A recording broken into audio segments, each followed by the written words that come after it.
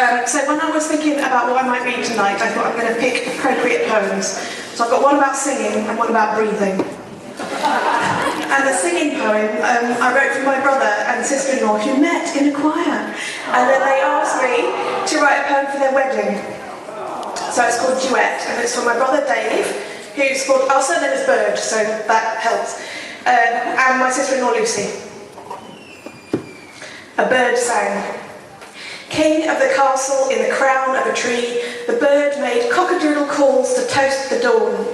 At dusk, he cast his song-like spells to lull the roost to sleep.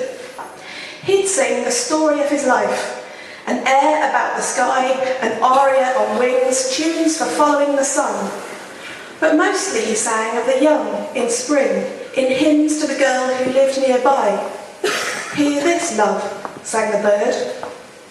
She heard, and she hoarded the music from the trees, the birdsong do-re-mis, the trills and the tremolos and the long, low notes like gold, told them over and over till, in a sudden spree, her voice joined his, and the harmony she sang was yes. The notes of their duet will rise and break like bubbles through champagne, and rain back down as rose petals or a shower of rice or grace.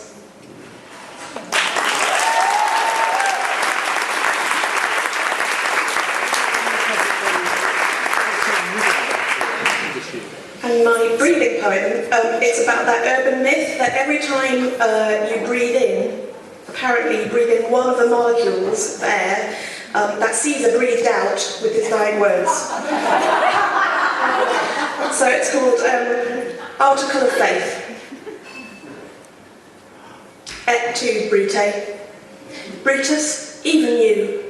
Don't tell me it's not true, the college city urban myth that every breath you or I or anybody takes contains a single molecule of air expired with Caesar's dying words. To me, it is an article of faith that my blood, yours and everyone's is salt with 2,000-year-old oxygen.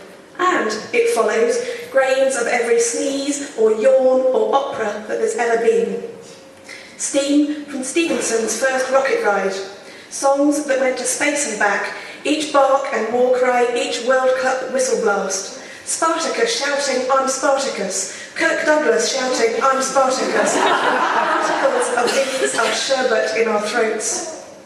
And this is where I make observance. The front row seat in the stalls for the opening speech in the final act.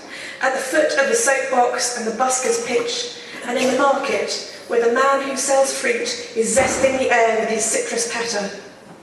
Here, my lungs are nets to catch this glitterful of exhalation to keep with Caesar's sigh and Cassius's kiss.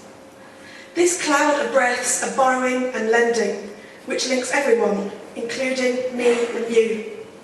Do you believe it too? Breathe, if you do.